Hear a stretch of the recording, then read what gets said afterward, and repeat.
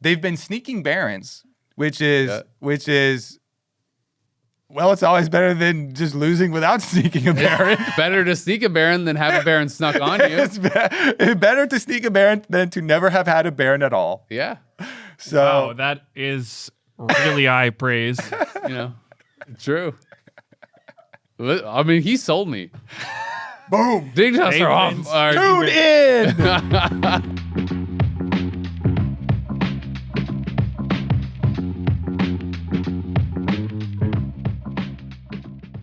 Hello and welcome to The Dive, driven by Kia Season 9, Episode 11.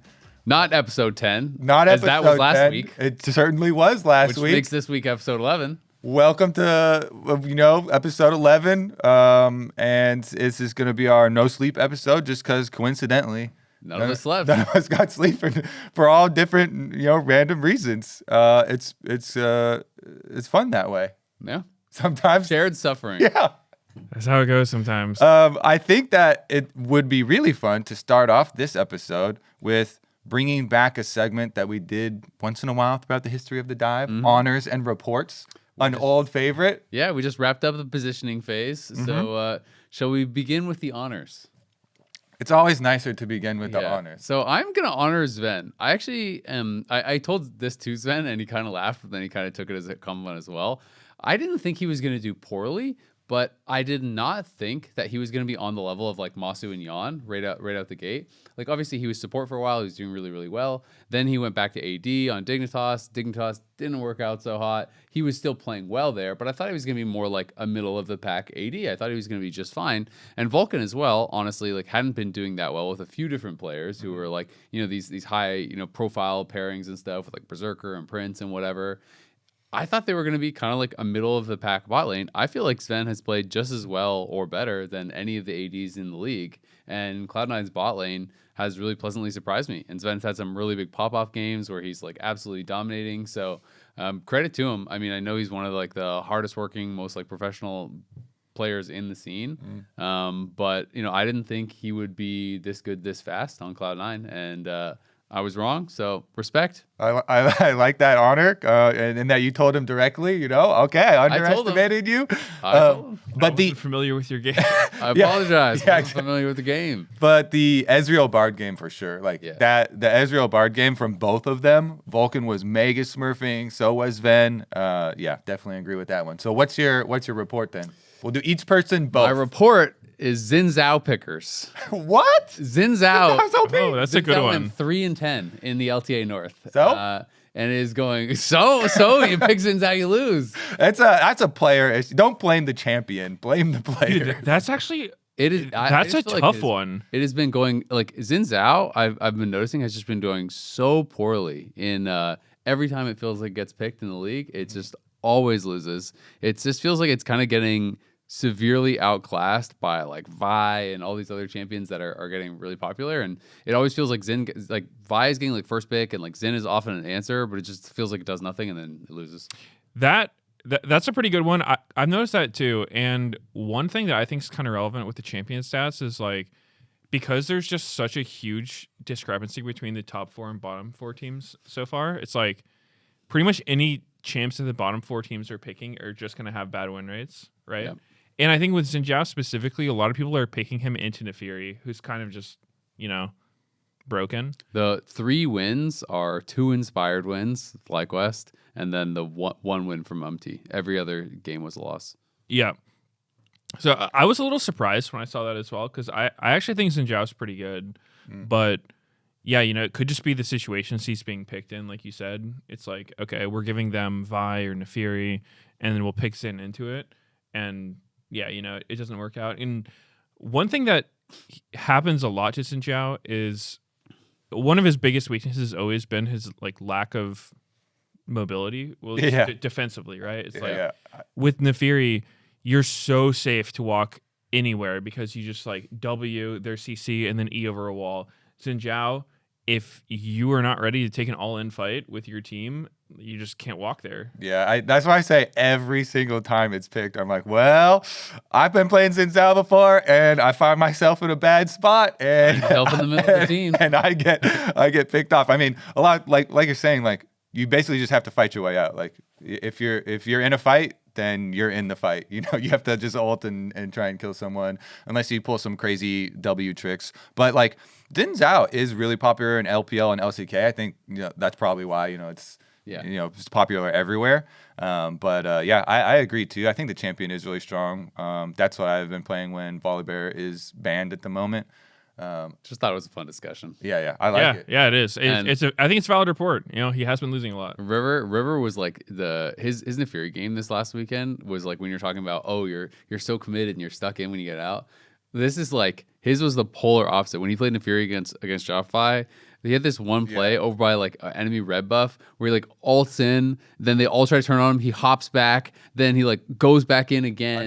Under tower, 1v3, gets a 0 ulted, just W's, hops over the wall again. And it's like they're spending every spell on this friggin' Neferi and he just just keeps hopping back out. Yeah, that play looked so unbelievably illegal. That looks so unbalanced. I don't know. I don't know if her W needs to be dropping turret aggro like that, but I have something to add. That champion is getting nerfed on the next patch. PvE, it has another round of nerfs, which I'm happy about because I was also on the train. Neferi is still broken after the last one. So both Neferi and Gwen also getting some nerfs. So I'm happy about those ones. What's your reports? My reports and honors are tied together. Okay.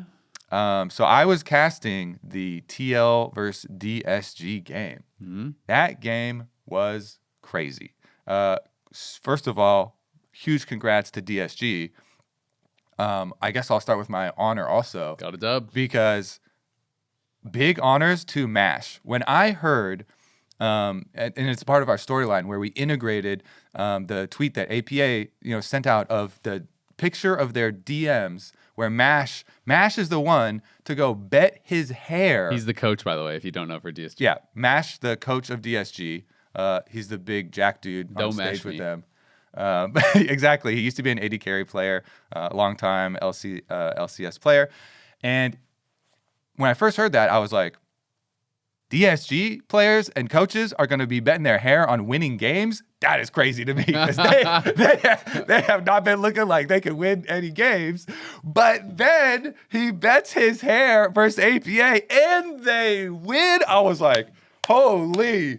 Big honors, because it was just last episode where I was like joking. I was like, yeah, everybody loves underdog movies, but only when the underdog actually wins in the end. And it's like this heartwarming, oh my God moment. And DSG are the first of the bottom 4 teams to take a win off the top 4 teams. I thought that was just so cool. He like called their shot for them. And then, they started talking about scrims and stuff in their interview afterwards. And then it made some more sense where they're like, yeah, we beat TL the most in scrims. So probably that was building their confidence. So I wanted to honor MASH for sure. I really wish I could give 2 because I thought Huhi was amazing. You just did. You know what? I'm making the rules right now. Yeah. Second honor. He gets the second honor because the support Nico, he absolutely turbo blasted Impact. Like it was crazy. Mm-hmm. He made Impact's life hell. He made Impact go behind so many minion waves by diving them at the towers. He created so many plays. It was just like really, really good, like vintage support Nico. I'm gonna change the rules too. Do a second report. I'm gonna report Kobe for changing the rules mid episode. That Nico play. It was actually such a head scratcher when Impact was like right when the swap was happening and Impact saw Sejuani, right? Like XU messed up. He showed himself on the minions. Yeah. And then Impact was like, I think he was trying to mind game him. It's like, when you have info that they don't think you have, you try to not make it too obvious.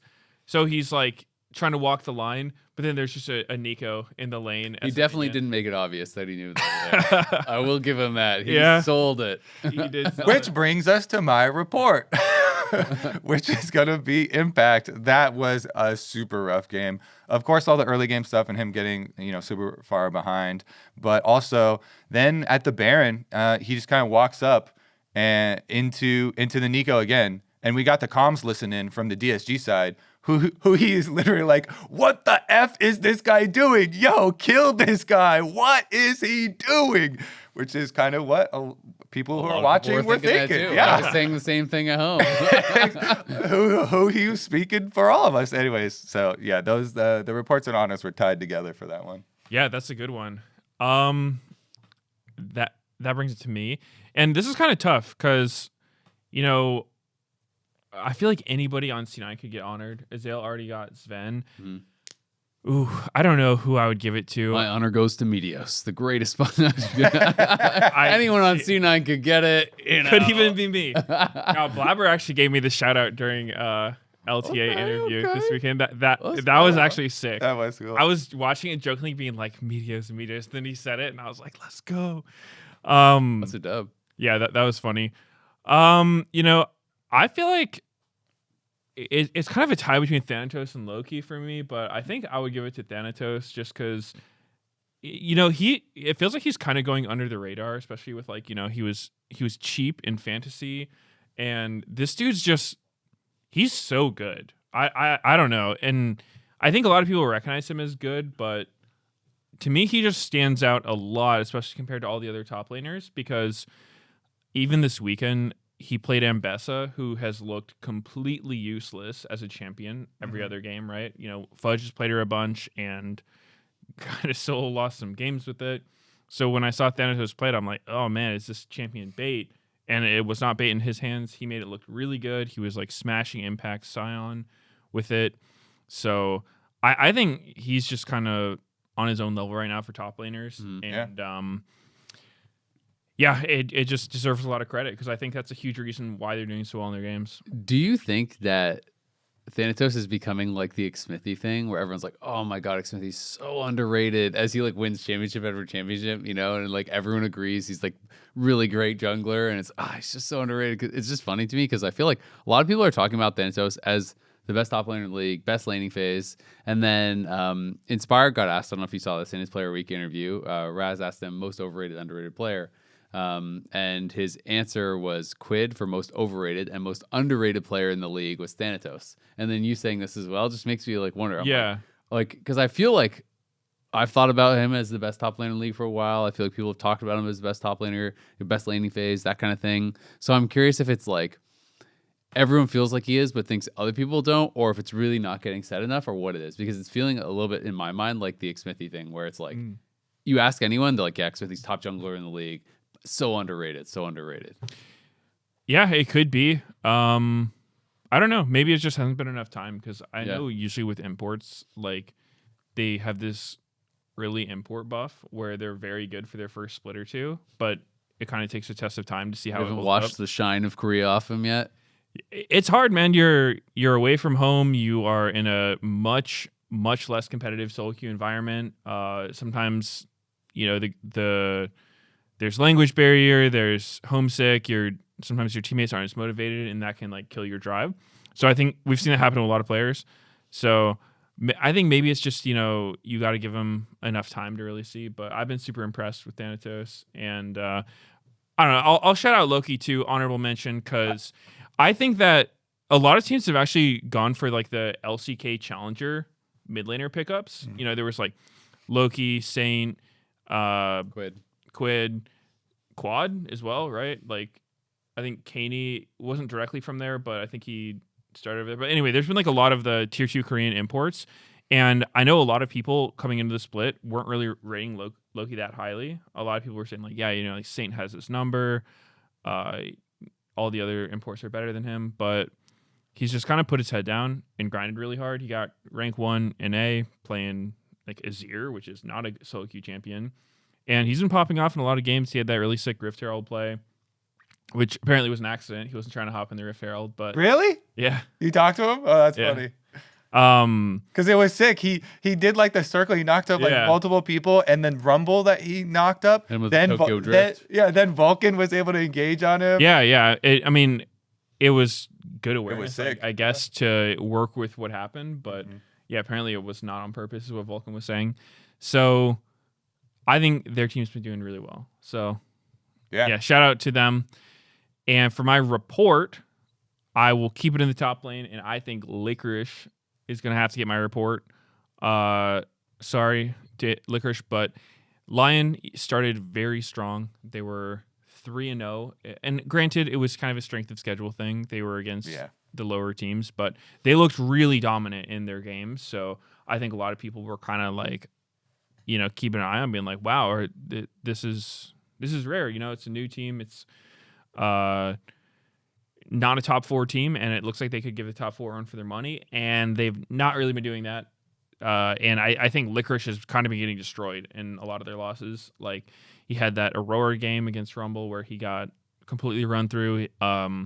His Rumble into Thanatos Gwyn was really rough. He picked Cassante, which I don't even know if that champion is viable right now. Like, nobody's playing Cassante. And like getting solo killed is Galio versus Rumble. Oh, the flash. While he was getting burned, and then he was still in the burn range. That was such a rough game. I'm just imagining. I always imagine games in junglers POVs, and it's just like, imagine your Audi and both your soul laners get killed while flashing against their laner who didn't flash. You're just like, this is gonna be tough. So, yeah, I think Licorice has been having a rough one for sure. So, gonna have to send a report his way. I think top lane in general has been having a rough one in LTA. I feel like top lane has looked pretty weak compared to normal, because usually I think top lane is one of our stronger roles, but I feel like some of the top laners that you can usually count on to be like a bit more consistent are having worse splits, and that's made the overall level come down, like Impact as an example and stuff. But something I wanted to also talk about, on top lane, is I actually really enjoyed the meta overall, especially for top lane in the positioning phase. I feel like this is the best, most diverse top lane meta I can remember ever having in LTA/LCS. Where I was feeling that, and then I went and I looked, and it's like these are like the most played, right? Usually there's like 2 or 3 champions every split that are like by far the most, and then it kind of goes down. 8 games of Rumble, 7 games of Gnar, 6 games of Gwen, 6 games of Ambessa, 6 games of Jace, 5 games of Sion, 4 games of Aatrox, 3 games of Galio, 2 games of Yorick, and then a whole bunch of other champions. And it was really interesting. And I noticed this first when we had Licorice was going up against Bwipo, and we did the shared champion pool graphic where it's like it shows the champions that they played and the champions that they share. There was nothing shared. And then the next matchup for Licorice, I think as well, was also nothing shared over like 5 or 6 games with his opposing top laner. And I just thought that was really interesting, that it's like you can have these people that are both, playing in the same league, the same role, no overlap within like 5-6 games, multiple times in a row. I thought was actually really, really cool. And to me, that's made top lane super interesting to watch, because like there are good tanks, like the Sion and stuff. And I actually thought Malphite, where Fudge picked it, was actually really good, and I felt like that was kind of more of a team gap than anything. Like it was working really well for the team. So I do think there's viable tanks, even if Cassante's not one of them. But you can play like split push style. You can play like some of these more unique counters, like the Yorick or the Vladimir and stuff like that. We even had like Flash Ignite Riven, which was cool. So I've really been enjoying top lane, and like conversely, I think bot lane right now is in that boring spot where it's like, yeah, there are some other champions, but it's like 15 games of Ezreal, 15 games of Varus, then next most played is 6 of Kai'Sa, right? Where it's like basically those 2 are going to get picked every single game. I'm hoping that now as we move into the best of 3 phase, that'll even out a lot more, because it'll be fearless. You can only do it once in the series. But just in general, loving top lane right now. Yeah, I definitely agree on the AD carry point, especially too. That one is it's just like every draft we start out, it's not even that, oh yeah, they're going to get picked. It's like they're going to get first picked also, by 1 or 2 teams, and so then you just get this trade. It hasn't been super long since we had a pretty short best of 1 phase, and so now we're about to get saved by Fearless in phase 2 with the best of series coming up. So I think that with that kind of, like you're saying, helping out the AD carry one, feels like a pretty healthy meta overall, with a lot of versatility in all of the other roles being really possible. Like you can play long range or short range mid lane right now, kind of high mobility. You can Ryze is coming back for split pushing. Yone's getting banned a lot by most teams, but still viable. Ari in there, so feels like a lot of lanes are kind of mixed up. Yeah, I was talking to Anero the other day, and he was saying that the Yone nerf they put in where his E doesn't cancel CC was not even real. Mm-hmm. He said it was a placebo thing, because he mentioned they tried out Zoe against Yone, and that's, to me, was like the first thing that I thought when they mentioned the Yone nerf was like, oh, you can actually sleep him now. But apparently when you snap back the E, it still breaks the sleep. So so I played against it where like I had it like not that specific matchup, so maybe that's just a bug where the CC would last, but like they go back and they're CC'd on the other time, and the travel time counts as part of that CC time. So it's like usually it would just expire. Like I played a Nar game top where I was playing against a Yone, and I can't even remember what else, but like, and I got dove, and I went mega, and the Yone had aggro, and I like mega nard him against the wall as he was expiring, but it snaps back. He's CC'd on the other side, but the stun expires as he's like going backwards. So like he was still CC, but it doesn't really do that much. That's how it's supposed to work. It's not supposed to actually break the CC. So unless like an auto followed or something, that would be weird, or it's a bug. But yeah, like my experience too has been that the E thing didn't actually really matter. Like maybe if you like Morgana bind them and then they instantaneously go back, then maybe you can like still catch up to where they were. But you have to be able to like run all that distance and get to them before the CC expires, which is kind of unrealistic anyway. Yeah, I'm not entirely sure, but that's what he was saying, and so yeah, that's weird if that's the case. Another thing that just happened was Inspired gave an interview kind of talking about like basically the difficulty for some young players as they come up. He was using Busio as an example, basically saying that there's like there's some players in NA that have really good mechanics, but they're basically being taught the game wrong because they don't have players and coaches who actually like know the right way to teach them. And he was saying, Busio, when he came in from 100 Thieves, and he felt like he couldn't believe some of the concepts that had been taught to Busio by coaches or players or whatever it was, and that he basically felt like he needed to like reteach him the game. And essentially, once you've already learned the game the wrong way, as Inspired put it, it's really hard to relearn the game. That being said, he felt like Busio was playing the game the right way now and doing well. But it was definitely a big shot at coaches in NA, and also just a lot of the like veteran players or other players who might be teaching them. And just it was kind of his explanation for why maybe some of the like the young NA talents don't work out, is that it's like you join a team without someone who can really teach you the right way, you're already kind of screwed. Yep, I think that's super valid. That's absolutely a sentiment that I've shared when I was playing a lot, because it can be really hard to even know what the right way is for a lot of people, because obviously put yourself in the shoes of a rookie coming into a team. It's like you finally get your big break, you're joining an LCS team. It's not a top LCS team, but it's an LCS team, and you just want to be the best like player you can be. You want to be the kind of guy who's like going to listen to your coaches, take in feedback, try to apply it. But who's there to really say if the feedback you're getting is accurate? Because I've worked with a lot of coaches or analysts or whatnot who just don't really get what's going on. League's one of those games where it's the only real way to prove that you know what's going on is to actually be playing, which is why I think when you have someone like Inspired on your team, it's so good, because he's not just telling you these things. He's actually playing the game too, and he's showing you that he knows what's up. But for any coach, it's not hard to talk like you know what you're saying and say things that sound, good on paper, but whether or not it's going to work is different. And a lot of review can be like super hindsighty. And then sometimes the stuff you tell people, it's like, okay, maybe in that one situation, if you applied this thing retroactively, it could have helped. But going forward, if I'm just keeping this thing in mind, is it actually going to help me get better? And a lot of times it's no. So yeah, I definitely feel for those players, because there's not really a way to know. And if you are being told the wrong thing, you don't want to come across as like that argumentative, hard to work with player and get branded like that. Because I know for me, like people will like give me a hard time about being like difficult sometimes, but my priority was always just make sure we're playing the game the right way. If one of my teammates is being told something wrong, or if I'm being told something wrong, I would want to challenge it, because I don't want us to take away. It's like, oh, okay, like you play this matchup, you took the 2v2, you lost it, you shouldn't play aggressive here. And I'm like, wait a minute, like what if they could have won that? Like, let's look at that. Let's not just have these takeaways that's going to make us worse players because of one thing that happened. It's just like, bringing bad habits forward. So yeah, I totally get it. I think what he's saying is valid.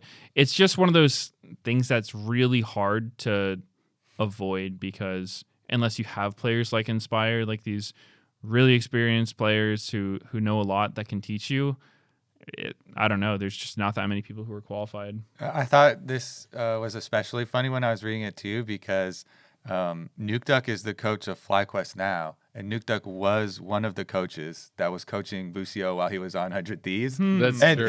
And so I just I chuckled at first. Of course, Inspired said, players and coaches, lots of people here don't have like different views and are teaching like the quote unquote wrong. Which you can always say, oh, different people have different views of the game, but Inspired has a pretty good track record, so.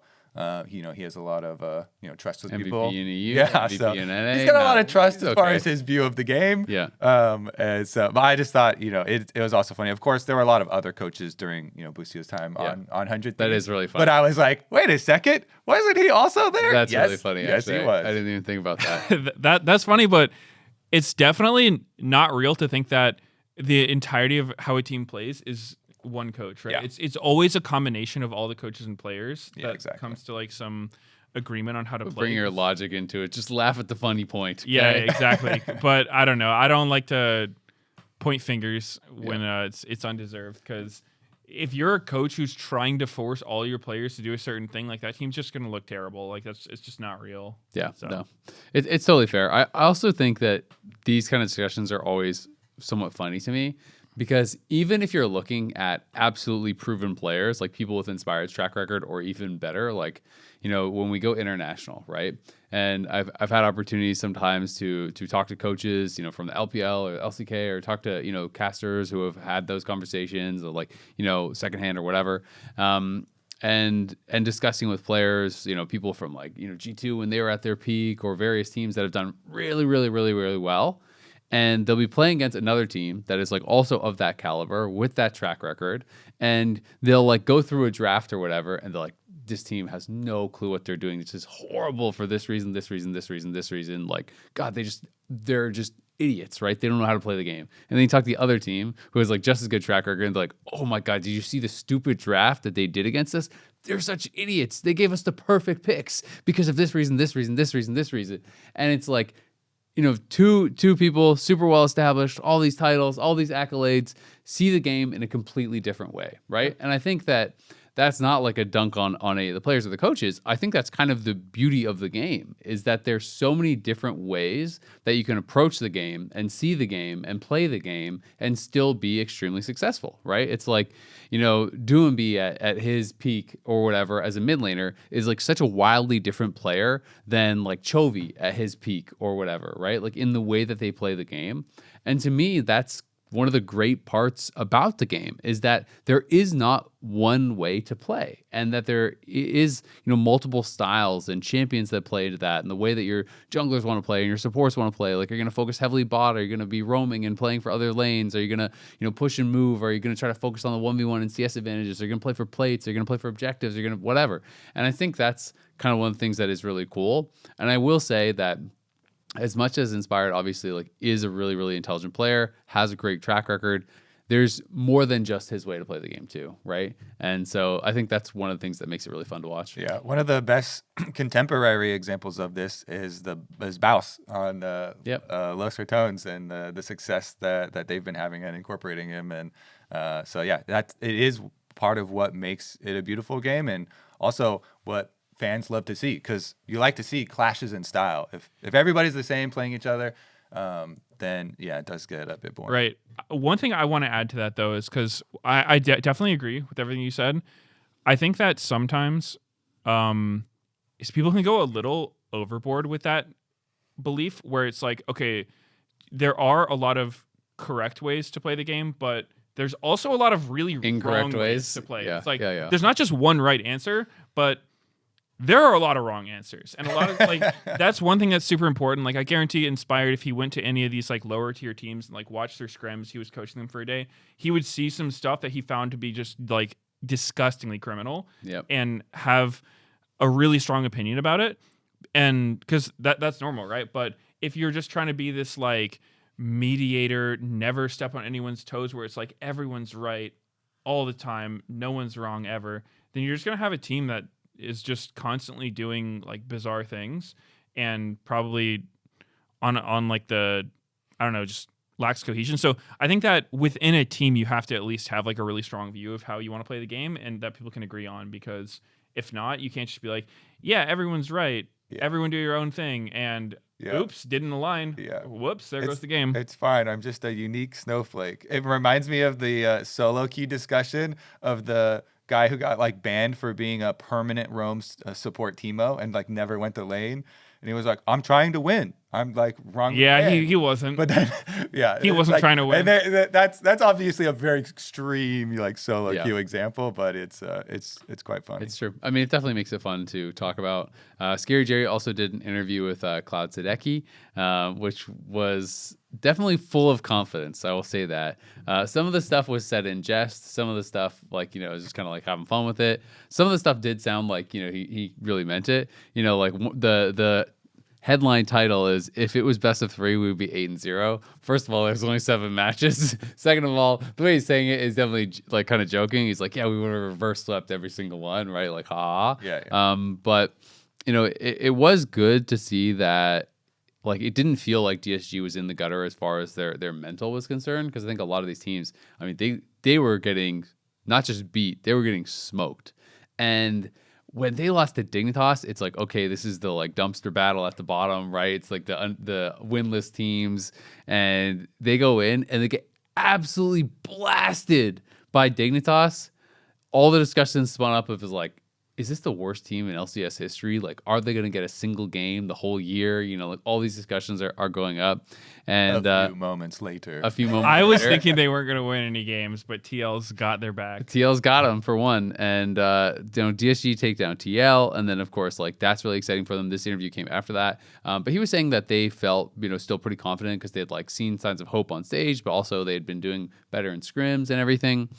Something that did kind of like, I was like, almost had to do a double take was when, he's talking about, oh, well, we were confident going up against TL. Like, we know we're just as good as their players. I'm just as good as Jan. He just has more experience than me. I was like, whoa.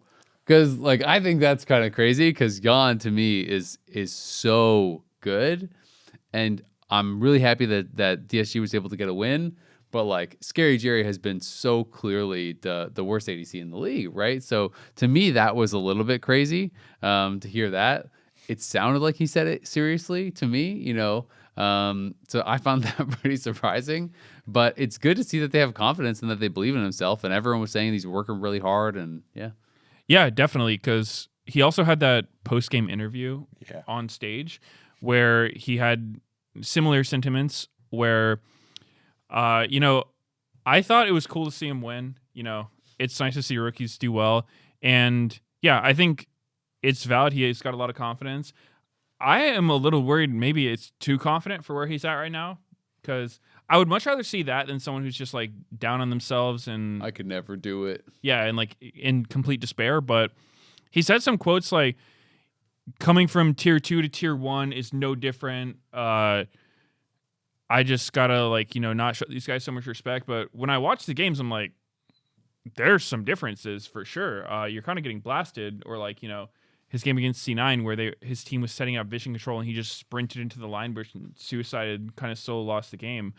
Those are differences, and obviously, people are going to make mistakes while they're learning, but I think it's just like, hold up, like competency before confidence. Like, you don't need to say you're the best when you're clearly not, just one step at a time. So I don't know. I don't want to see him get ahead of himself. Yeah. To me, I took it as a pretty positive thing, just because it was feeling so depressed, at least from watching a lot of the games, with all their losses and stuff. Oh, yeah. And then getting blessed by Dignitas also. So I was more cautious and worried that it was going to start to get the team atmosphere down. And then if you just start believing that you are just the worst and you never have a chance to win, then you continue to play really scared. And one of the main criticisms specifically for him, last split as well, was that he was too scared in a lot of moments and not getting up there and doing damage, when he could.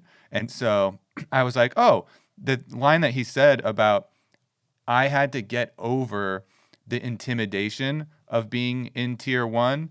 And if it helps him to just think about it this way, you know, and that can then help him play, you know, with more confidence and go for more plays, then I think it is beneficial. Yeah. You know, because that does affect your play, your mentality. So I took it as a pretty positive thing, and I was kind of like, yeah, celebrate right now. You guys got an upset. Nobody, you know, thought you were going to get, and you're the first team to beat one of the top 4. The only team in the whole first phase. Mm-hmm. It was that's kind of crazy. It was 1 win from the bottom 4 against top 4. Yep, the first one, and and the only one. It's I don't know. Yeah, I just took it as a positive kind of, basically, like some people talk about turning nameplates off when they play helps them. I took it as that, but like a little bit more extreme, you know, like it's like positive affirmations. Yeah. I am strong. I can do it. I took it as positive, but also a little delusional. like both.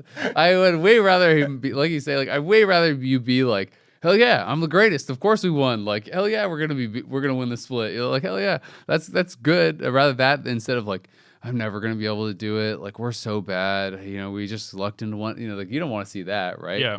You want that confidence, and so you know, and he also talked. One of the things I did really like in the interview as well was he talked about like, I'm not going to worry what anyone else is saying as long as I know I am like doing my very best and like I'm working my hardest. And he said he feels he's doing that. Yeah. And APA played with him on Maryville, I think it was. And he said that like he was one of the hardest workers there, and like APA is like, oh, you know, I consider myself a really hard worker. He was working just as hard, if not harder, than I was. And so, you know, those are all really positive things. You know, who he was echoing some of those sentiments as well, and saying like he knows he has what it takes as far as work ethic, like he can get there. So I think that is really, really cool. But also, it's like it's okay to have confidence that you can get there, and also realize that you're not there yet, right? Like there is a difference between the two. So to me, the like, yeah, I'm just as good as Jan. He just has more experience. Is like that was crazy, but it's good to see that they're not feeling down, and it'll be exciting to see how they do in best of 3s. Which, speaking of the format, we are now moving on into the group phase. We just finished the positioning phase, so we're now into the group phase here, and this is going to be all best of 3s. It is 2 separate groups that we are now having the teams divided into, based on seeding from the positioning phase. It is going to be 3 weeks of in-group play. It's a single round robin, best of 3 within that group. And then week 7, the last week of the regular season, will be the cross-group battles. That is going to be the top 2 teams of each group playing against each other for seeding, while the bottom 2 teams play elimination matches. All those matches will be best of 3. Then the top 6 teams will go on into playoffs. Top 4 teams starting in the upper bracket, with 5th and 6th place starting in the lower bracket. And that will be double elimination, best of 5 for playoffs. So from here on out, it's all fearless, and we're going to get a ton of best of 5s. So we're going to get some real fearless games for the first time in LTA, because in split 1, we only had 1 best of 5, and it was 3-0. So we still haven't seen a game 4 yet. That is really crazy. I never knew that. Yeah. Well, I didn't think about it.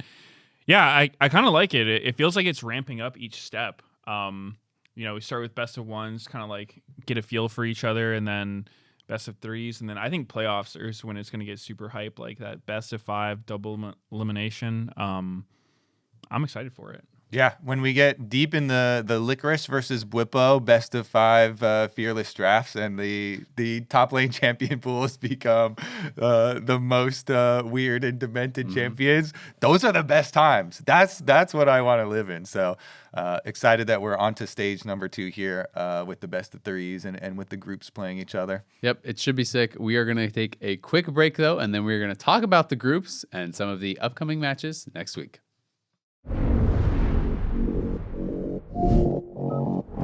Ready, set, go!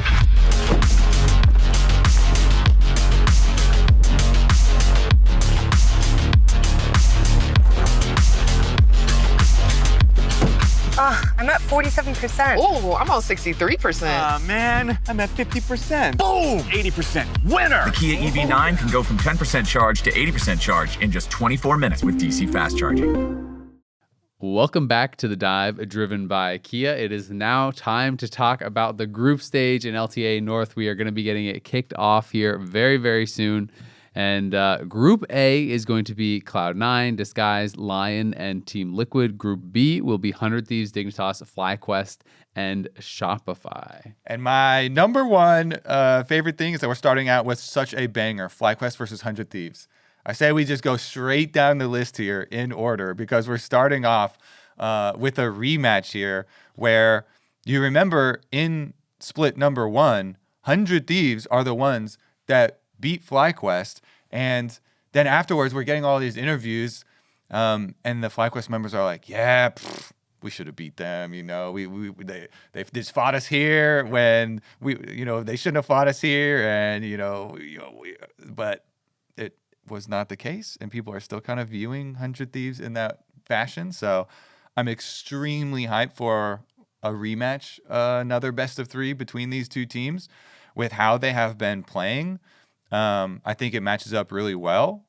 So I'm super excited. I'm hoping that Sniper is going to feel a bit better this time around. I remember even though 100 Thieves did win, he was having some struggles, in some of the like mid-game lane swaps and some of the split pushing stuff. But honestly, with the last some games that 100 Thieves have been playing, he has been doing a lot of split pushing with the Narn, with the Jason, and stuff. And so, definitely looking forward to it. I would say FlyQuest are coming into it with probably favored. Even though, of course, last split, like we said, 100 Thieves did beat them in the best of 3 with what they've looked like this split. And even I just did pros. I don't know if you watched the pros yet, but I had Quid, Sniper, and Sven, and we literally talked about this match. And Sniper's like, "Well, who would you predict?" And I was like, "Well, FlyQuest, but not but I think the 100 Thieves could win, And I was just like, I think it's relatively close, say like 60-40 or 55-45, whatever. But at the end of the day, FlyQuest are more consistent." And Quid goes, "Yeah," and so it's like even Quid agreed. Like even he was like, "Yeah, of course you should predict FlyQuest. Like they're more consistent."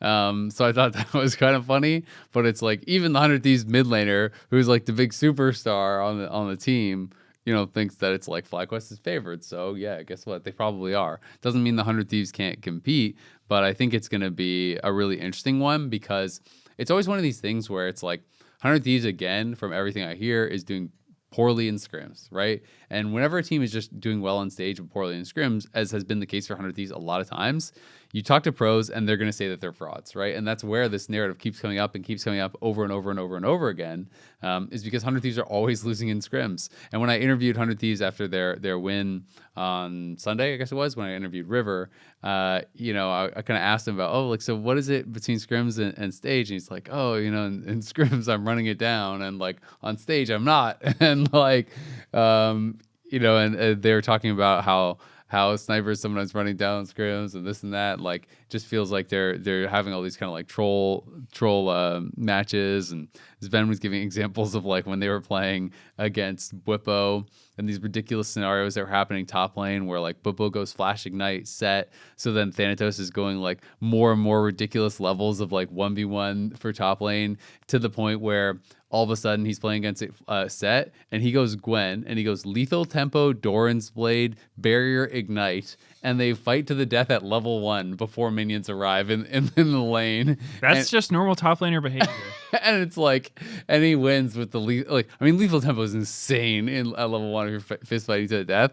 But it's just like these scenarios where you're like, that's just not a real game, right? Yeah. And so I just thought that whole conversation was pretty interesting.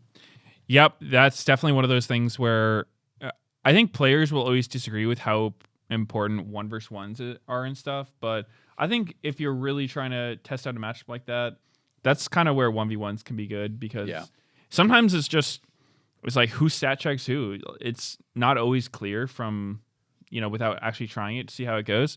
But, I have so many experiences with top laners just doing the most degenerate behavior. And it's hard to even pin it on one of them, because it's kind of just like an arms race. It's like, if he's doing this and I don't, then I'm just getting behind. So I kind of have to do it too.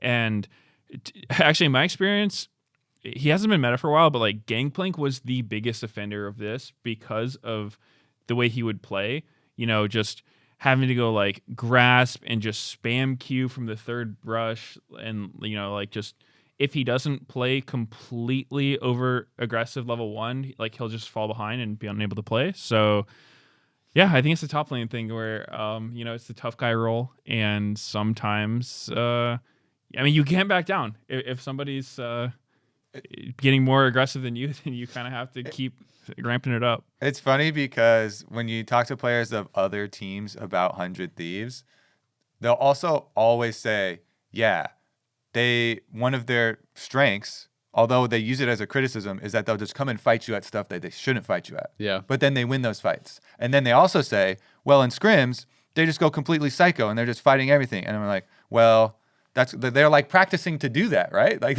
so is that like it? And then we also like talking to like Golden Glue and stuff for 100 Thieves, like they do encourage being really good, at these skirmishes and at these fights. And so I'm just laughing because I literally asked Quid about this exact question on pros, and I was like, so everyone talks about how good you guys are at team fights, and like 100 Thieves never rolls over and dies. If they get behind, they're gonna fight you and blah blah blah. And a lot of times when you win, it's through your team fighting. So I was like, so are these really ridiculous scrims where you're just fighting all the time is that really beneficial? Is that the key to success? And he was basically like, no, like we just need to be more disciplined. Like, basically like we're just bad at scrims. Like we need to like be more serious in our scrims. And like other people on the team maybe would disagree. But he was definitely of the opinion that like that wasn't the reason why kind of thing. So I thought that was pretty funny. Yeah. I was also joking with Sniper after their win because I interviewed him on stage and I was like, oh, well, since you've been losing all your scrims,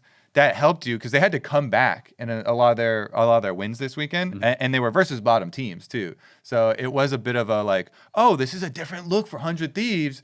They're having to like come back from early deficits, which on the one hand is like, oh, that is a good thing that they can show that they can also win the games without having early snowballs and stuff like that, and spamming fights. But then it was also a bit worrisome, and he was just like completely laughing, and he was like, "Oh, yep, that was the whole plan all along, right? We lose a bunch of scrims, so then you get practice like coming back from behind." Yeah, I think they've not cleared the fraud allegations yet for sure. I don't know. Define what your line for fraud is then. Okay, well, because they made Split 1 finals, they went 3-0. Their third place is what they finished in for this round robin. Yeah, so in Split 1, I know that their VP of esports 100 Thieves was getting upset that people weren't respecting them for being first seed from earlier season, and 100 Thieves has had some good performances, but I think they're just extremely inconsistent, which is where the fraud allegations come from. Because, when you look at, let's say, FlyQuest, they're a team that is never just going to randomly play terribly and lose to, some other team, I think. They might not win every game, but, for instance, when FlyQuest lost to C9, it wasn't necessarily because FlyQuest was just doing some ridiculous stuff, losing fights, just forcing bizarre situations. And I think that's you just can't have that level of confidence with 100 Thieves when you watch them play. They're super entertaining. I love watching them play. They're probably the most entertaining team, but that's just because their games are so chaotic. And I like at this point, I don't even know if they know if a fight's good or not. They're just gonna take every single fight. And so to me, it's hard to say like, yes, this team is like, one of or the best team when they play like that. And so I think they're just still way too inconsistent. And like you said, if they're losing all their scrims, then that's, you don't need to win every scrim, but if you're losing every scrim and you're just playing undisciplined, like to me, that is kind of like fraud behavior. Are you putting the line at then like, you don't consider them like a threat to win the title? This is like, no, I think they could win the title. I just think that. How are they frauds? Because they might just lose to the 8th place team as well. They're just so inconsistent. My rebuttal would be, I think TL are more frauds than 100 Thieves as far as like top 4 teams and stuff. because he'll just look 100 Thieves, in the last 4 games, they beat all the bottom 4 teams. Like I said, they got behind early, but I kind of took like, the one where they tried to fight the first scrap in the river. I believe it was their Lyon game, and they lost 2 people, and then they lost AD carry and jungle, and then they also lost the support a little bit later, and Sniper was like, yeah, we just got to keep good mental and focus and focus on like what is the next play. And to me, that sounded like really positive as far as like, to your point about like choosing fights. That exact thing, that exact situation. I remember watching that and I was thinking like, you're fighting Varus, Nautilus, Xin Zhao in a 3v3 in the river. Like, show me a stronger bot lane jungle combination for that kind of fight. And it wasn't even, 100 Thieves had no advantage going into it. They kind of just full sent it and lost. And to me, that's just, obviously people make mistakes, but there are like kind of reasonable and unreasonable mistakes. Mm-hmm. And that just was like, that was just a really weird decision to take that fight. And the outcome was kind of, in my mind, expected. Like, I don't know how else I would have went. Does it make you feel any better that they then came back in the game after that? Yeah, I mean, I think they have good mental. Mm-hmm. I think they've got, like good team chemistry, and I don't think they tilt super hard or anything. So like those are all great stuff, obviously, but my criticism toward the team is just their consistency.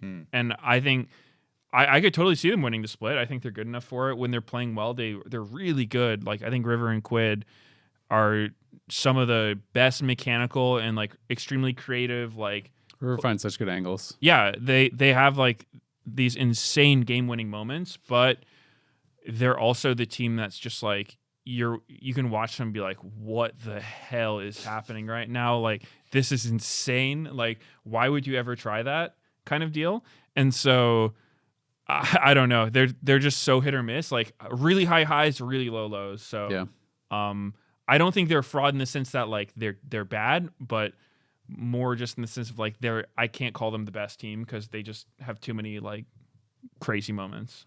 Yeah. It's going to be an interesting match because I do feel like because there's this narrative that's just hung over them for so long of like, oh, you're always bad in scrims, you're a fraud, that kind of thing, where it's like they beat them in a best of 3 in split 1, and then obviously they lost the best of 1 in split 2. If they lose the best of 3 here, people will be like, again, it's just like, oh, that's just a fluke. It's just a fluke. Like you say, they have to be consistent to be able to finally kind of get that credit. Where if they win another best of 3, it's like, okay, now you won back-to-back best of 3s against FlyQuest. Like you got to get some respect for that kind of thing. And so through that lens, I definitely agree with you. I could definitely see how it's like they need to start showing that consistency against the top teams, or at the very least, like show a really competitive series against them and stuff to show, to kind of like silence some of those doubters, right? Like that's the only way they can at this point is string together some of those consistent performances to really kind of like establish themselves and really have people who aren't giving them that credit start to give it to them. But that being said, I do think FlyQuest on the other side, obviously, like is still looking quite strong. Yes, they did lose to Cloud9. It was obviously just a best of 1, but that was like a very good game. I felt like even just how some of the like the individual 2v2s and things were going, I thought was really, really nice. Like the early 2v2 top, I felt like was played really well on both sides. Oh yeah, that was just really cool fun to watch. Where it's like Thanatos is going in, gets this big chunk, sees Inspired coming around, and Blabber's going to be second to the fight top, so like he's kiting back, and then Blabber comes up and tries to flash past Inspired to Q onto the Rumble, so Inspired flashes back and is juking back and forth to block the Q, and then like all these things. It's like FlyQuest is still playing these situations really well, even in a loss. To your point, where they're not just having this like flop scenario. So I still do look at FlyQuest as the favorites in this.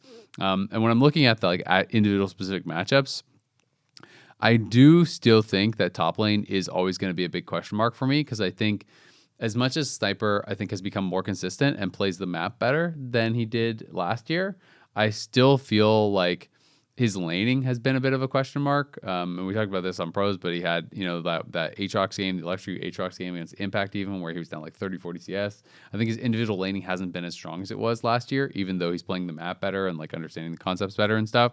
And Bwipo is always one of those players that you really do have to be pretty locked in for the laning phase, because I feel like he is one of the most likely guys to like bring out something specifically to crush you in lane. So I do definitely give them an edge there. And I think that bot lane, I definitely kind of have an edge for Masu and Busio. That being said, I think Quad hasn't been as good this year as last year either. I think that Quad, like while he can obviously play the melee champs, hasn't looked like, incredibly dominant on them, I think, this year, compared to someone like Quid, who I think Quid really is like a big carry threat on legit everything. So I kind of favor 100 Thieves a little bit in mid lane, but I favor the side lanes and stuff more for FlyQuest. I am super hyped for this matchup, both because as a jungler, I respect Inspired and River so much. And I think River has made some of the best plays in this last Super Week that I've seen in a long time. Like he has been absolutely popping off. So I'm super hyped for that. But also, remember Inspired when he said who is the most overrated player? Said Quid.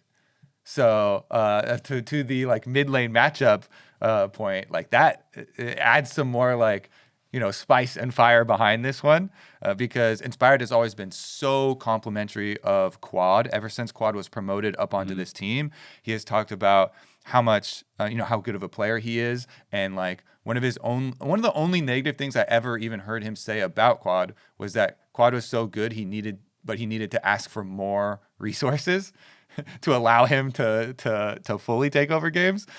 So I can tell Inspired has a lot of a lot kind of riding on this mid lane matchup, and his faith in his teammates. And for the 100 Thieves sides, I'm just so impressed with River right now. I really want to see these mid jungle duos just go super ham in the early games, because like they can control the whole map and snowball it. So very excited for this matchup. Yeah, should be a banger. I'm not gonna leak my sources, but a few different pros were telling me they think Quad is like living off of like past play, like that they think he's a lot worse, and people are just kind of like defaulting to thinking he's good because he had been good before. And a few different people told me they think he's going to be exposed now that it's Fearless, because they're saying in best of fives they think Quad is going to be revealed as a fraud this year. is what a few different pros told me. They're like, he can't play anything except control mages anymore. Like, just wait until best of fives, the true Quad's going to come out. He's going to be exposed. And I was like, that's very interesting. So we need one of those confessionals with like a thing over their head, and we get the voice changer, so we can actually get these lines and have like multiple, confessionals for people that for like really spicy lines. But yeah, no, I thought it was interesting. And people are always going to be more extreme, I think, the pros and the rivals and stuff, But it's going to be a really good match. That's the first one to kick it off. Second match, what's the second match? It is Lyon and TL, I believe? Yeah. Okay, so Lyon TL is going to be coming up. This one is going to be interesting. Again, obviously, Lyon, like you said, started off really hot. They beat all the other teams in the bottom four. They seemed like the team most likely to be able to punch up. I still feel like they are kind of in a tier of their own of the bottom four. I don't think that you can say it's top five because they won 0 games against them, but I feel like it's a top four, and then there's like a Lyon tier, and then there's the bottom three. Like, I still feel like they have looked kind of like that little bit more consistent and legitimate because their carries are really good. I still think that Saint and Henna like have that potential to be able to kind of get you in games against those top teams. And TL has looked the most vulnerable. They did just lose to DSG, so they are having some struggles. I definitely think that TL is still the favorite, like absolutely. But I think that this is going to be actually like a pretty compelling best of three. I'm pretty excited for it, and just to see if Lyon can do anything more in a best of. Yeah, I was pretty hyped going into their best of one that they played. I thought that was at the point where kind of focus on TL was like, ooh, they are looking like the easiest of the bottom or the top four teams to drop a game, and Lyon's looking like the best of the bottom four teams. So, maybe this is it. And then it was certainly not it. TL looked completely capable and very good in that one. And that was the one. I think that was the first of Umpty's Nefiri games. Yeah, and he had a couple of good ones. That was the Licorice Aurora game. I will say nothing. No, he did nothing in that game. I also felt like in this game, Saint got himself into a really good position on Rise, and I thought that they could have potentially like played through side lane and actually maybe been able to get themselves in a good spot. And this is one of, I think this happened a lot of times with Rises, where they would get themselves into a good spot and then they would just like kind of like over group and not be that useful in team fight instead of just like playing more heavily to side lanes, especially when they were kind of outranged. This was the game where the first game I think where Jan did like the full AD Kaisa, and he just got giga fed and like late game had like 4 items, you know, and just kind of like took over. But this game to me was also impact on Rumble, which he's really, really good on. Licorice did not have a good game, did not really like, you know, have much of an impact at all. And so even though, you know, TL definitely, you know, came out on top in this one, and as I said, they are still my favorite, I didn't feel like watching that they could never compete, right? You know, if Licorice was just on something that's like a little bit more stable and could have more of an impact instead of kind of like this counter picky type thing that didn't work out, I felt like they might have been able to actually match them in team fights. Yep, I think it's going to be a potentially different look for Lyon, and it'll definitely be an interesting match. Which I want to keep my eye on the top lane because I think Impact and Licorice have both kind of been slumping a bit this season so far, and so, you know, whoever wins will probably be a good confidence boost for them. But I think, so what I heard was that Saint from Lyon is doesn't have the strongest mental. And so I think especially a team where you have, you know, 3 different languages being spoken, communication is not going to be their strong suit. It might be tough to come back from a 4-game loss streak because, you know, obviously they started out really strong and it's easy to get along and trust each other when you're winning, but when you just start losing everything, it is when it starts to break down potentially. So I am curious to see if they can come back. I think it'll be hard. I would bet on TL for this one, just because Lyon is like, you know, they haven't really broken through to the top 4, and I think that's probably going to hurt their confidence. Yeah, I was gonna comment on the game you're talking about with the Rise too, because they also had the Bard, and I remember them having no vision being a big part of it too, and like a big part of Bard, I felt like, you know, he needed to use that mobility to get around, to not only get vision but also use Bard ults to blow flashes, and to like pressure side lanes also. So yeah, I do think it's like it's kind of a multi source thing here for this team, but like the parts of success that we've seen from them are still there too. So I do like that the bottom 4 teams I feel better about now at this stage than in the very beginning of the positioning, you know, best of 1 phase, because for a while there it just seems like, all right, it's so clear cut. At least now I do feel like they can punch up, but yeah, I favor Team Liquid too. Yeah, no, I would agree with that. I think that we saw some signs of hope for sure. I mean, DSG got the win over TL. Dig was in a big advantage over 100 Thieves. Shopify was close against a number of top teams and stuff. So we had like some of those teams looking like, okay, they're in a position where they could compete. They couldn't really close any of those, to be honest. But still, it did look more promising. And I think that these next couple of weeks are going to be really important for TL in general, because there obviously like publicly has been the tryouts and stuff for, you know, for mid and for jungle and stuff. And I feel like Impact is not above reproach anymore. This is the first time I've felt like, you know, in his whole time in the LCS, where I'm like, Impact doesn't look that good anymore. And, you know, I really hope he can kind of have that return to form where he is that super, super strong, solid laner, because even on bad teams, he always looks like kind of like above reproach. It's like, yeah, but Impact's still playing well. And that hasn't been the case. You know, first stand, I thought he had his roughest international tournament that I've ever seen. And coming into this split, it's definitely been a lot rougher. So I'm hoping that TL can, you know, really get it together and look like a real competitor for the title again, because that just makes the league more exciting. And we know that they can be at that level. So definitely going to be an important couple weeks for them. Luckily for him, like Meteos said, it's the slump battle up there with Impact and Licorice. So we'll see who does get the momentum builder. So those are the Saturday matches, and then we got Cloud9 versus DSG. So DSG, we opened the show talking about the confidence and talking about them taking their game off of Team Liquid. To our earlier discussion, though, like the comparison, Cloud9 right now seems like such a stronger, more consistent team than Team Liquid as far as 6-game win streak as well. Like it seems very lopsided coming into this. As much as it seems like it could be first versus eighth.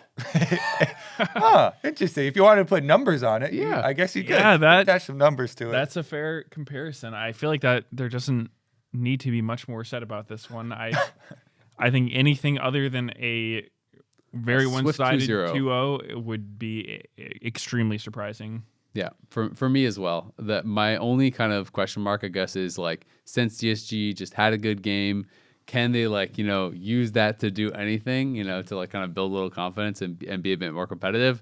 But I don't want to read too much into just one win because all of their other games before that were looking very one-sided, and C9's looking real good. So I'd be favoring C9 against basically everyone right now. So I agree. I think this one is going to be probably by far the most one-sided game this weekend. Turn nameplates off. Focus on your game. Yep. Play the best you can. Just as good as Jan, but are you just as good as Sven? That's the question. And I don't know. Maybe I'm most hyped for the support matchup. I think I was so impressed with Huhi in their game versus TL. I guess if I had to pick one part that I am excited for this matchup, even though I do think it's pretty heavily favored for Cloud9, I think it'll be cool to watch the bottom lane and kind of the continued story there. Yeah. I think Castle can be solid as well. Like his York game was it. I think that was the game against Dick. Oh, I felt so bad for him. He was like the only part on the map that was like doing okay, and that is such the top lane experience sometimes where you're like, okay guys, I'm up 10 CS and I just took a couple plates. I'm doing well. How's the rest of the map going? You press tab 0-4, 0-4, 0-3, 0-3. You're like, oh. And it was the matchup where he got to use the York that Bwipo beat him with. Yeah. So it's like, oh man, we got the comms listening when Bwipo was playing it versus him, and he was like, "What the hell?" Yeah, it's like Ghosts are like chasing him down, and champion. Yeah, but then like he used that and he grew from it. He practiced it, he trained it, he made it, became his, and then he was doing pretty well with it. And it's just like the rest of the map's just on fire. The game was over. It doesn't matter at all. Yeah. Those are tough. Next one is Shopify versus Dig, and I would say Dignitas have really been heating up because even prior to their win over DSG, they were looking way better, getting lots of stronger early games. What? I agree with you. All I could think is like Dignitas heating up 1-6, win over DSG, and good early games in the previous losses. They're on fire. It's more on fire than they had. Also, on fire comes after heating up. Okay. So they're heating up. I was taking it one more step. Okay. Whoa there, buddy. I was just going down the rabbit hole with you. I was excited. Slow your horses. I'm sorry. Gotta slow my horses. Calm those horses down. There's no fire yet. They're heating up. They're heating. They're lukewarm right now. Their early games slightly above room temp were better, and they've been sneaking Barons, which is. Well, it's always better than just losing without sneaking a Baron. Better to sneak a Baron than have a Baron snuck on you. It's better to sneak a Baron than to never have had a Baron at all. Yeah. So wow, that is really high praise. True. I mean, he sold me. Boom. Dignitas are off. Tune in. Dignitas known historically for being the Baron team, not necessarily for good reasons. Tune in to watch Dignitas sneak a Baron and then lose. Yeah, I don't know. This one is kind of two struggling teams, but I think Shopify showed more signs of life than Dig, for sure. How hot would you say they are? How many Barons did they sneak? I mean, what temperature are they? Yeah. Shopify's What's their temperature, Meteos? Are there flames? Are they orange flames or yellow flames? Maybe white flames. Which one's hotter? They're like white. White is the hottest, right? Yeah. They're the small flame from like the cavemen with the sticks, together. Just more smoke than flame. Yeah, it smells kind of weird too. Yeah, they definitely smell a little weird in their games. But I mean, I think Shopify has, looked alive in most of their games. Okay, what was the worst sell? Mine or that? That Really? I said most of their games. They looked alive in most of their games. Yeah. About 40% of them, I think they were actually all dead. Okay. There's some DSG, they corpses on do not stage. look alive in most of their games. Shopify. What if I told you? Shopify actually was in winning positions in most. That's what I'm saying. It's like That's way better than saying they looked alive. And what if I told you they beat Dignitas already? This split. that would make them like the same as most other teams in the league. But not DSG. Yeah, puts them above 8th place, which is about what the standings would say. I hope this is as funny to the viewers right now as it is to our producers who are cracking up and trying not to laugh loud enough for the mics to pick it up right now. I mean, I can sell Shopify. They actually had some pretty close games. So I remember I pulled these stats. So against Cloud9, they had a gold lead against Cloud9 at, let me pull it up. I think it was 27. 30 seconds. At 27 minutes. At 27 minutes, they were up in gold over Cloud9. They then lost the team fight and lost the game, right? You know, I'm not saying they won these games. They didn't. But FlyQuest as well, against FlyQuest, at 30 minutes into the game, they were up in gold. And so it's like, that's the two best teams in the league. They were in a position where they could have theoretically taken it. I'm not saying they're a better team than them. Obviously, they are not. Obviously, they think they are appropriately seeded because they couldn't close these games. But at least I do think they are, you know, a tier above the bottom two teams because they have at least shown that they can be like consistently a lot more competitive against the top couple teams. Even the game against 100 Thieves, I thought was like reasonably competitive this last weekend. That was pretty much like dead even around 20 minutes or whatever. It sounds like you're agreeing with my synopsis of being alive against most teams.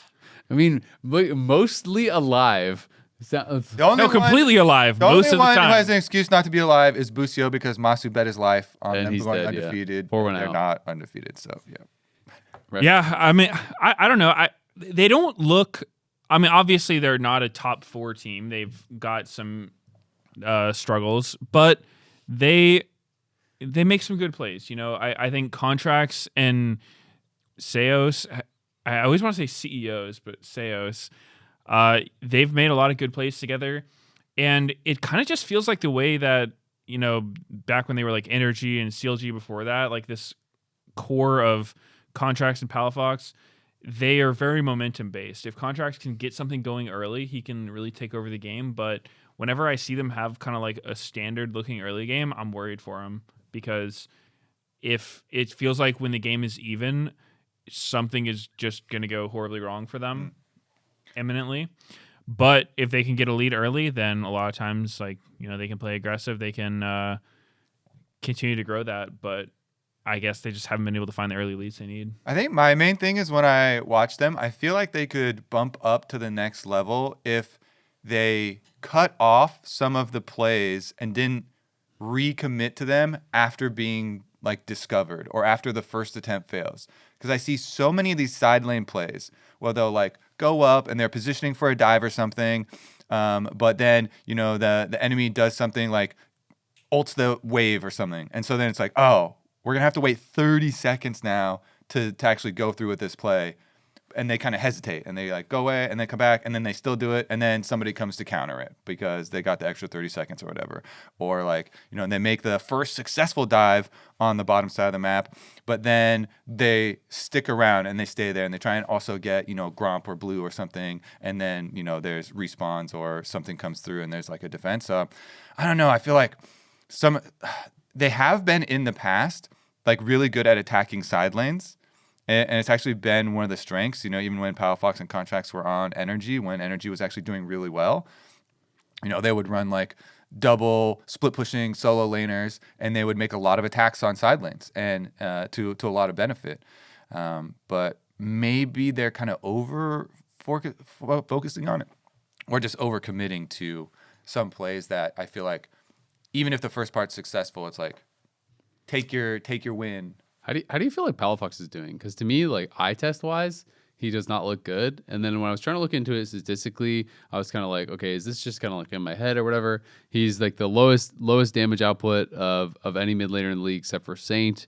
Even when you add in 80 carries, he's like, fourth lowest or third lowest or something like that. He's the least kills out of any 80 carry or mid laner in the league. It just feels like, I don't know, it doesn't feel like he's having much impact in a lot of the games. And just that was kind of like my feeling eye test wise. And when I was trying to go and see like, okay, like do stats kind of show this or whatever, it doesn't feel like he's doing like horrible as far as his laning or whatever. He's like about even. He's getting gold and stuff, but it doesn't seem to be like he's able to kind of like convert on anything. Like he plays the side lanes and maybe take some towers and get some advantages or whatever, but it doesn't really feel like that turns into anything. Like 12 kills on the split is like kind of crazy. Like that was kind of like, I know kills aren't everything. It's just, but like if your damage is the lowest and you don't get any kills, it's like, well, you're not really doing much with your gold.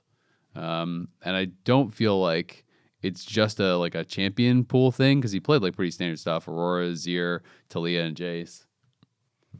Yeah, I think he's definitely not had the presence that he once would or that you would hope as a Shopify fan. That being said, I feel like he's always looked best kind of on melee champs, and right now like Yone, Silas are both strong right now, so maybe they could try more of that style. I think that would probably be a better look for them as far as, like what they've had success with in the past. So maybe we'll see something like that. But yeah, thus far, it hasn't been a great split for Palafox. He's definitely been slumping this year and maybe last year a little bit too. So I think last year too, yeah. Yeah, I feel like contracts kind of bounced back from last year, but Palafox hasn't as much. Yeah, I mean, Palafox definitely he needs some good performance this year to get him back in it. Because I feel like if Palafox could be playing like a little bit better, then I think this team goes up to like Lyon tier or like maybe even like can compete even more. Because I feel like they're having these competitive games, but when you have a competitive game and the goal is close late game, I feel like largely it's usually decided by carries, right? Like the team fight, like when it comes down to a team fight, it's like how well are your mid laner and your AD carry playing. Of course, the rest of your team has to facilitate them and set up well and be coordinated. I'm not trying to say it's like just on them, but I do feel like a lot of times it comes down to the quality of your carries, which is why like I never really believed in DSG, just to be frank, right? Like I didn't think that they had the carries to kind of like get you across the finish line, even in competitive games. And for Shopify, I feel like that has been kind of my question mark. And I was trying to think more about this, like, okay, they're close in all these games. Like, why can't they win any of them, And I feel like eye test wise, Palafox hasn't been playing as well as I've hoped. B-Boy I still think is looking pretty solid. I feel like Contracts and Seos are doing pretty well in the early game. Fudge has been like up and down, not the best, but I guess I didn't have as high expectations for Fudge. Whereas Palafox I was really hoping was gonna be like a big kind of like component of the team. So who are you favoring in the matchup then? Because I'm remembering back to the game that they played that was at the beginning of the positioning phase. Yep. So it was a few weeks ago, and it was the week where Shopify came out and they ran the same comp back to back, and it was like the first successful run of it, where they got the Nefiri early on, and they had Seos with Leona, and Seos was roaming with him a ton, and they were like creating a lot of plays, getting leads for him, and then they were able to snowball it, and they actually used 2 solo lanes that I would kind of think back to the like heights of energy when I was talking about 2 like split push engage, solo laners of using an Aurora and an Ambessa, and then having the early game of like strong jungle and support made it like look good to snowball, because then they actually did. Like in that game, Palafox got a decent amount of like Aurora engages. There was one that I clearly remember where he Aurora ults, then flashes over, and it like ping pongs him back, and then he like touches the hex gate, and it just like he looked very dizzy. But aside from that, like very dizzy flash and ult play, he did like get a bunch of engages and bird flashes and stuff. I think overall for sure he's definitely slumping. So I do wonder how he's going to go up against Kaney this time around, since Kaney has had some pretty good games. although also some slump ones for himself. So that's why I'm really back and forth on this matchup right now. I feel like it's extremely close. So I'm curious who you're actually favoring. I was kind of more hot on Dignitas coming into the split because I felt like Surdy and Caney were going to have really good splits. You know, I was thinking, okay, Surdy, you know, he's a really good 1v1, blah, blah. A lot of people had told me that. He's great in solo queue. Lane swaps are gone. So, like, Surdy's going to be doing better. And Caney, I actually just thought Caney was really good from watching him play against 100 Thieves and everything, you know, internationally. I was thinking, okay, this guy's, like, pretty kind of under the radar, but he's going to be doing really well. But Surdy has not looked very good. He hasn't really been able to do too much at all. And I feel like Dignitas is really struggling with their macro. Caney, I think, has had his moments. Like, I thought even in Loss's Victor game, you know, he showed some really strong laning, but they just haven't really been able to convert. So I feel like I'm still more on the Shopify side. I feel like I like how they're playing their early games more. I think that B-Boy is very consistent. So I feel like they have more pieces that I feel like I can kind of count on, I guess, compared to what I'm seeing in Dignitas. But I do think it's pretty close. I think it's pretty hard to call. Yeah, I was going to say very similar to what you were. Almost a 50-50. But if I had to bet on one team, I would give it to Shopify very slightly, just kind of for the reasons you were mentioning. I think that Dig has just not really shown up this split. I think they've had a lot of like rough games, and it doesn't seem like they're totally aligned with how they want to play. I think Shopify, when they're playing well, they look like a pretty solid team, and I think Dig's just, I don't know, I haven't really seen it from them so far, so probably Shopify, but I wouldn't be surprised if Dig got together. Yeah, I'm Shopify. I want them to still go for their side lane plays, just not kind of use extra time afterwards. Just the good ones.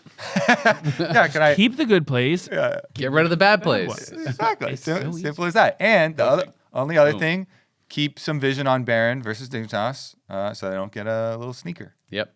Well, I think it's going to be a lot of fun. Best of threes are going to be kicking off. Teams are going to be having more specific prep because they're only going to be having the one match per week now. They're not playing every single day. So you're prepping specifically for one opponent. So draft stuff will definitely be really big coming into this next week. And that is going to wrap it up for us here on The Dive, driven by Kia. Thanks for tuning in. We appreciate all you who do every single week. And remember, if you're watching us on YouTube, hit that subscribe button so you don't miss an episode of The Dive. You can also check us out on Spotify and Apple Podcasts. And if you want to join us on fantasy, we have a league on LTAfantasy.com for The Dive. There should be a link in the description. You can click there and join the league. The LTA returns with best of 3 matches this Saturday, April 26th at 1 p.m., where FlyQuest takes on 100 Thieves. We'll see you there.